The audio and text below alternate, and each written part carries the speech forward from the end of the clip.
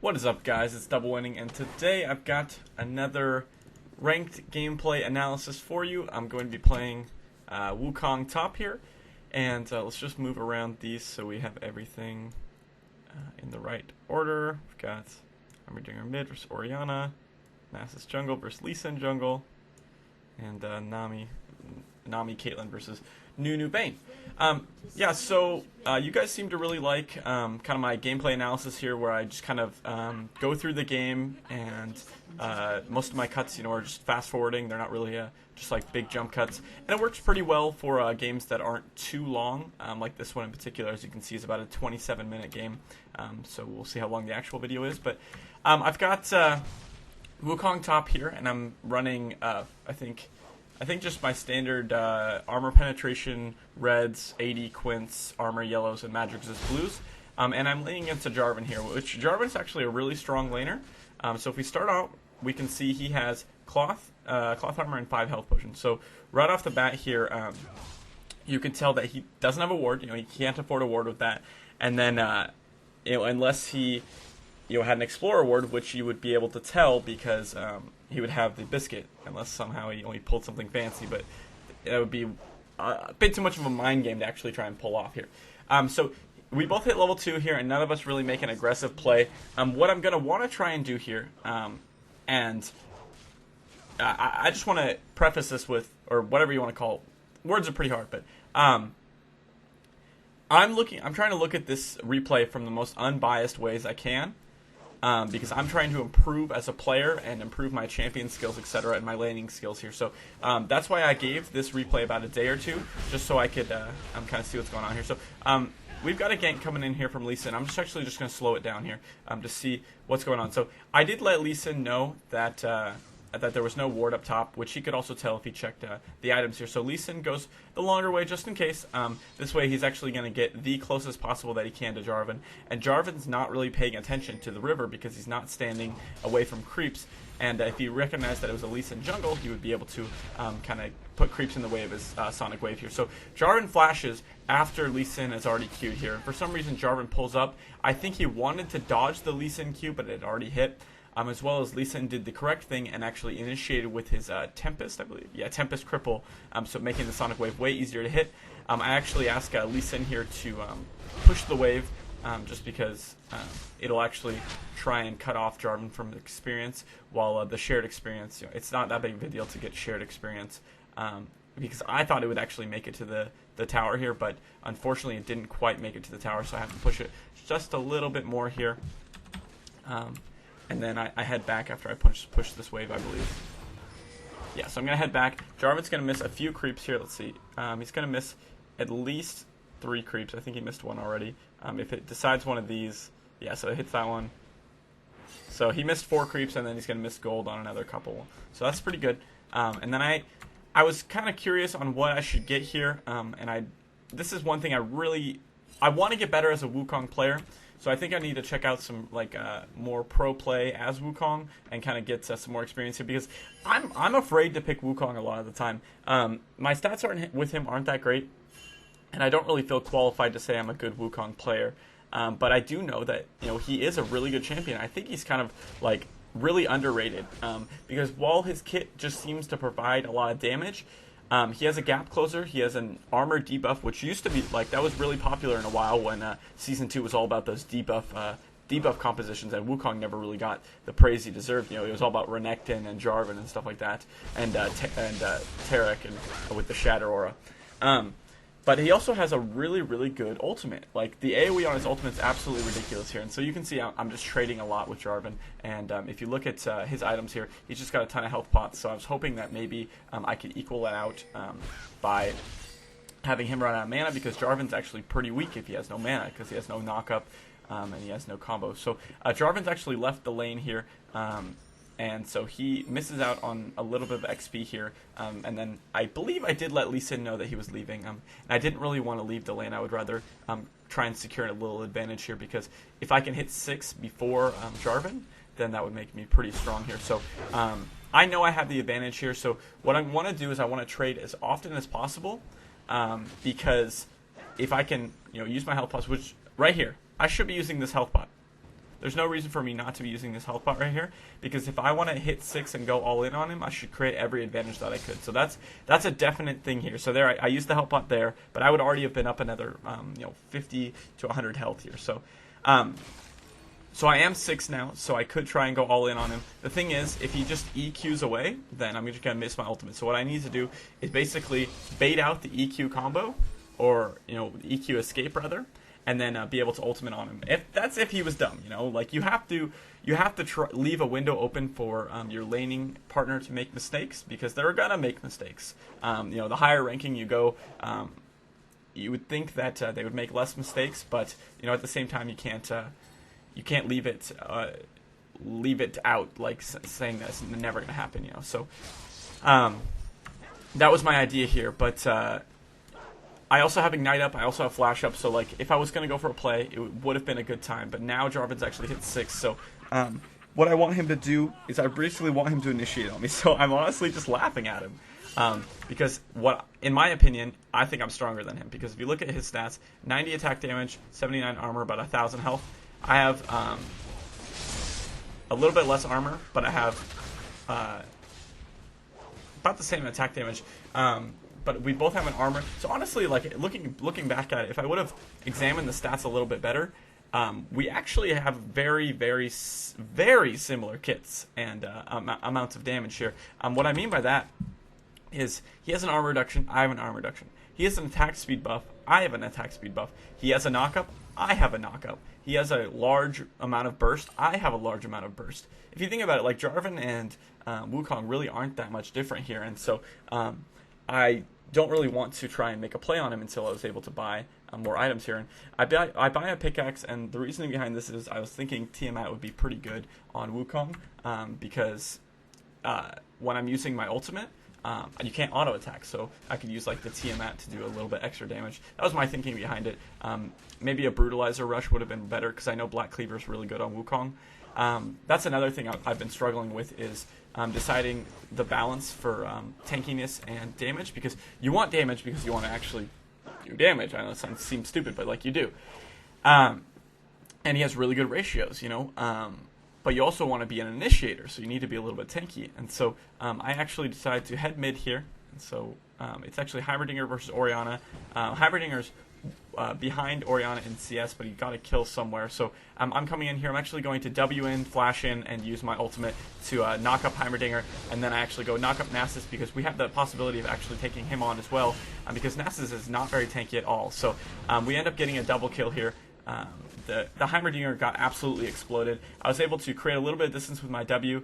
That she actually used her ultimate, which made me closing the gap on him super easy. I don't think I actually needed the flash, so that would have been really nice to have probably here in a second, because I'm probably going to get dumpstered. And so I have double buff here, so I decided to head back to lane because I actually have full health, full mana.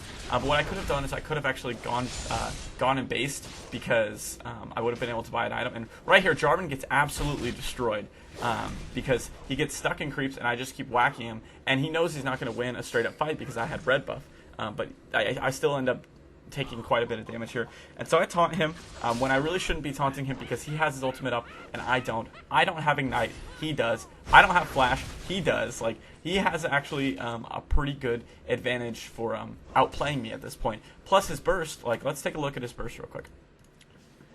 Q, Dragon Strike, 200, let's say 225 damage. E is about 100 damage, sorry about that.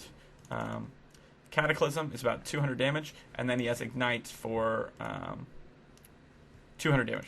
So his burst can absolutely kill me, and yet I'm playing pretty unsafe here. And remember, the first auto attack also is going to apply his passive, which is going to do another damage. So he absolutely can 100 to 0 me at this point. And look at me again. I'm making the same mistake I made last time. I'm not using my health bot. So that's definitely something that would significantly improve my game, is to remember you always want to stay above about 75% health. And there I use the health bot now, but it's still, I could have done it earlier there. And so he hits me with the Dragon Strike, which I decided to retaliate there. I'm able to dodge the Demacian Standard, and that was good there. That was me basically showing that he can't just free trade me. And since I do have red buff and blue buff, I should be getting the advantage when I do trade with him. So that was pretty good. And so right here, though, I take a tower shot, so the trade was okay, but it could have been a little bit better there. I need to try and watch the range. Do you see how the light goes to the dark? This is safe zone. This is not safe zone, so I need to remember that. So I think I might actually be going back here. Let's find out. Yeah. Oh, nope. Oh yeah. So this is where I get really greedy. Okay. So I actually thought for some reason I could tower dive him here. So I use my W to get away, and then so this is what. Yeah. So I use my W to try and actually get myself a little bit more damage. I use my ult. I don't have flash. Jarvan has something that creates impassable terrain. Yeah, that wasn't my best choice there. Jarvan ends up living with about 100 health. He puts on the shield.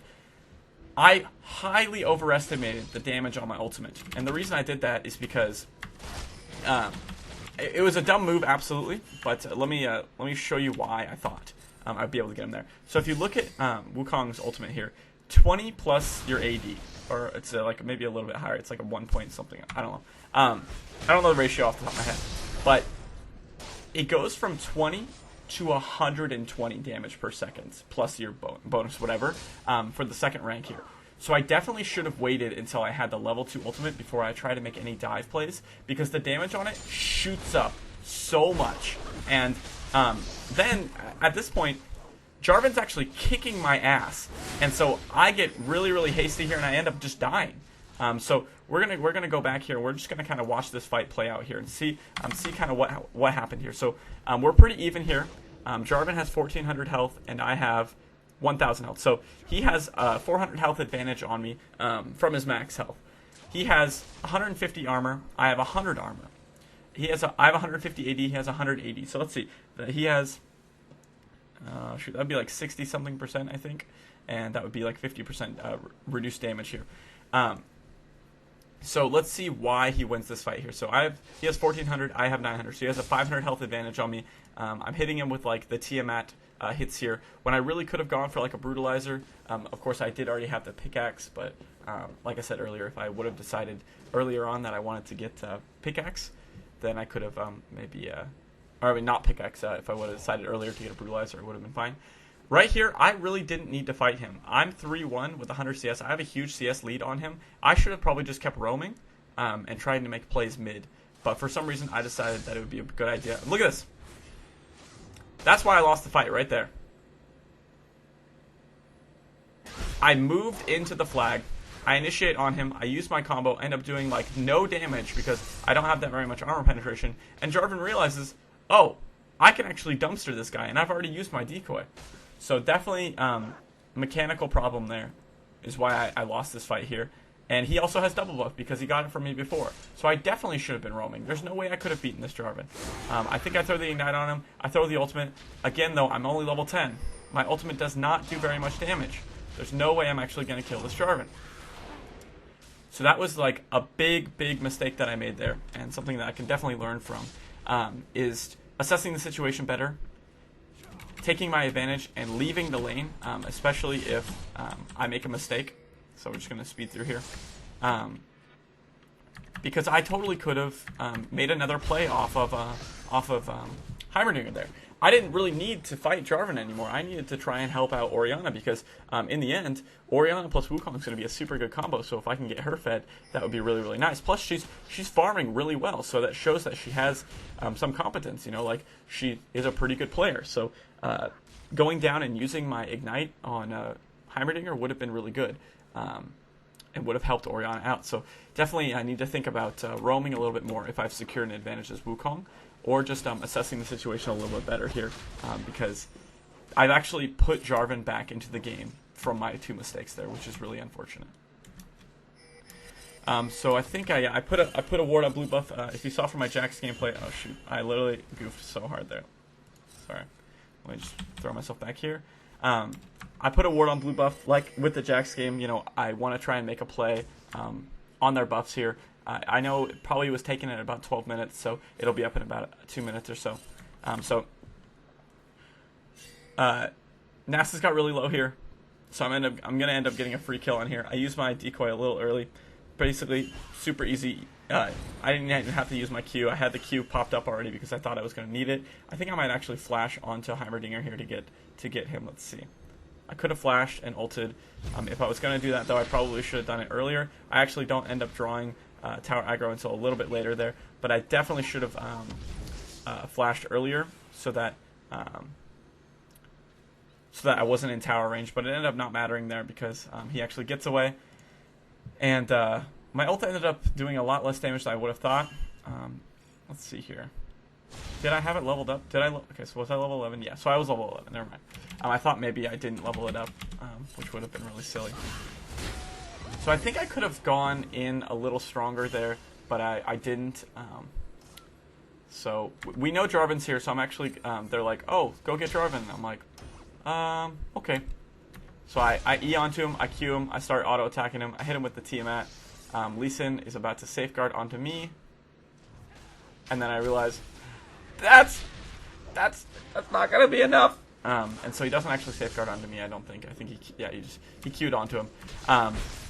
I use my E, I attack him again and realize, holy crap, I am so freaking weak because this Jarvan has like 100 and something armor. Yeah, so if he puts his flag down, he has an extra, what? How did he have so much armor before when I was fighting? Oh, 150, what's that? Oh, duh, I have armor reduction, so when I don't reduce his armor, he has like 150 armor.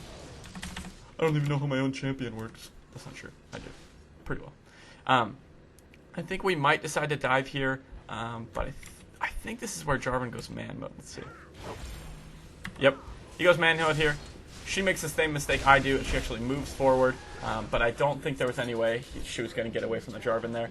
Lee Sin hits the Q, doesn't activate it right away, which I don't know why, but whatever. That was a pretty good play from Jarvan. We actually almost don't get him here, I believe. But yeah, there's no way. I actually caught him with the Tiamat AoE, which was pretty freaking sweet. So that brings me to a 5-2. So I'm pretty strong here. Like, I have a lot of kills, but I still, like, I don't think I'm itemized very well. I think I needed more armor penetration. I definitely think with Wukong's base damage, as well as, you know, he has pretty good ratios, I think I should have probably gone for Black Cleaver and then just tanked up. I definitely think next time that's what I'm going to go for, is because the Black Cleaver is really, it actually synergizes really well with this kit, because if you go in with Nimbus Strike, Auto Attack Q, you've got 3 procs of your Black Cleaver, as well as the 30% armor reduction from Crushing Blow, and then you can use your Cyclone and do a ton of damage, as well as the AoE actually applies the Black Cleaver to everyone that you're hitting with the Cyclone. So it ends up being super good in a team fight, especially since if Orianna throws the Shockwave on you, it makes it really easy to hit everyone with the full amount of the Cyclone here. And so I actually decided to test out my test my might here against this Nasus, and it turns out he is super weak because he has he decided to go Sheen instead of getting some more armor, because he doesn't actually get any armor from Spirit of the Ancient Golem.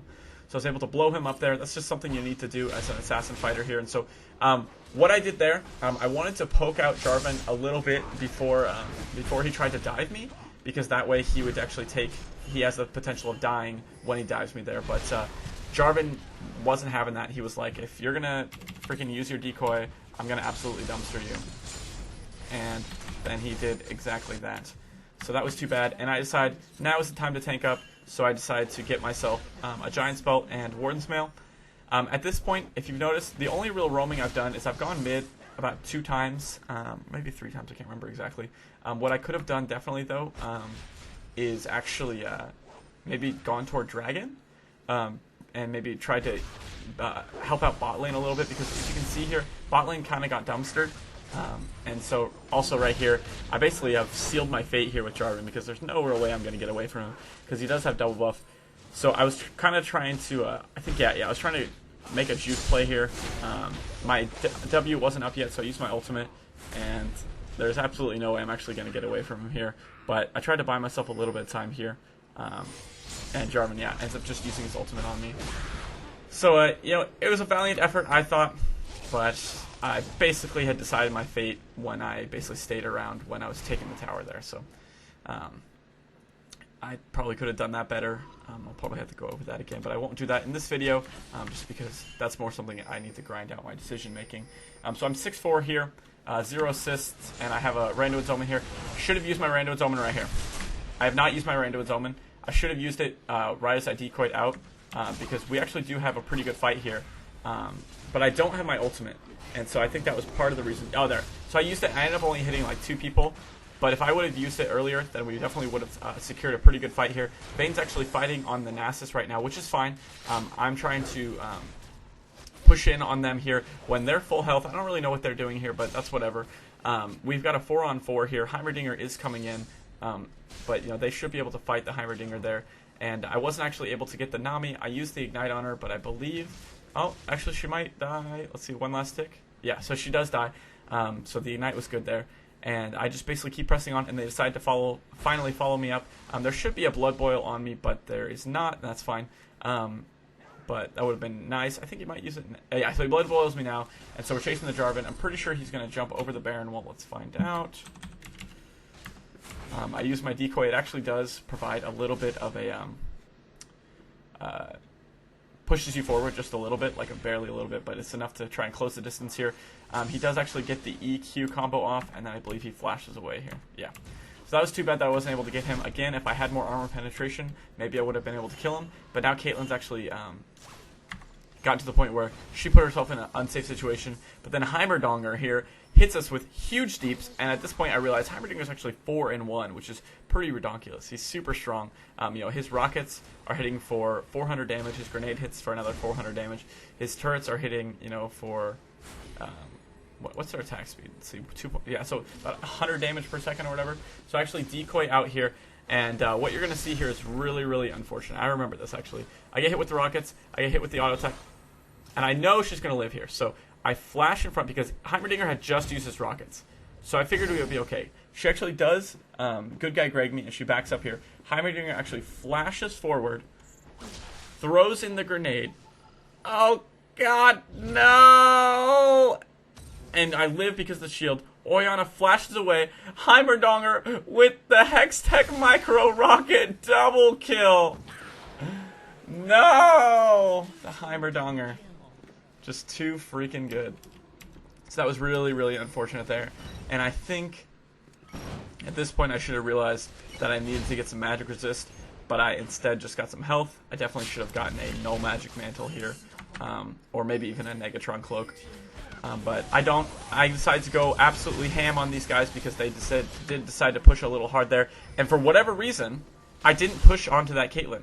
She has no mana. She has red buff, but it didn't really matter because Vayne was able to get her there. I think I got a little scared because my health was low, but Vayne was so close that I wasn't going to die from Caitlyn's auto attacks because I do have Randuin's Omen, so even if she like double crit me, I think I would have been okay because she doesn't have a Last Whisper yet. So that was a little bad decision making for me there. I don't remember exactly what I'm building this Ruby Crystal into, but we've got another fight here. It's a 3-on-2 with Nunu at pretty low health here. I don't have my ultimate up, so at this point we're just trying to basically push them down here, but it's going to be really hard unless Lee Sin can hit some good cripples. Jarvan actually EQs in here. I still get hit by the knockup when I tried to dodge it, which was a little unfortunate. Nunu actually dies here. Lee Sin gets bursted, and then we're like, oh balls. This 3v2 is actually turning out to be pretty sad. But then Vayne hits a pretty good condemn there, and the Nasus dies. And at this point, we're fighting the Jarvan, who is actually a freaking raid boss at this point with 230 armor. I mean, like, I can reduce it pretty well when I hit it with my Q here. Yeah, 230 armor to 160 armor. That's absolutely ridiculous. I lowered his armor by, like, 70. That's why Wukong is crazy. Now, think about that with a Black Cleaver. He would have basically, like, 100 armor. She gives me the speed buff, so I'm able to E onto him. I use the Q, put him back to 160 armor. Nami is coming up. I think I try and dodge the E here pretty soon. And I wasn't able to. If I maybe walked directly down, I could have been able to. But I think Vayne's actually going to pick it up here. Yeah, she gets the speed buff from Orianna. And maybe we don't. I think we actually don't get the Jarvan. We just decide to get the Nami. Yeah, she hits the stun on the Nami. I hit the EQ on the Nami. And she is a dunzo. But Jarvan does end up getting away. So definitely need some armor penetration on Wukong, especially if it's going to be like raid boss status, because Nasus has got a lot of armor at this point too. When he's up, I can find out how much. Actually, yeah, I can find out. He's got 186 armor. You know, Jarvan's got over 200 armor.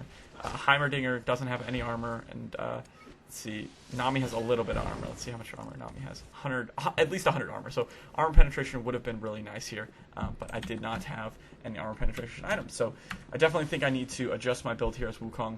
I think the Tiamat wasn't as good as I thought, especially since I ended up not getting any lifesteal. I think I committed to the Tiamat, and then I was like, I don't really like this item, and so I definitely think Black Cleaver into tankiness is a good route, and then maybe like a Last Whisper if I really need more damage there. So we're getting toward the end of this video here. We've got about 2 minutes left. They actually decided to go for Baron here, and if you look how warded we have it. We don't have it warded. And we got Dragon. So that sucked.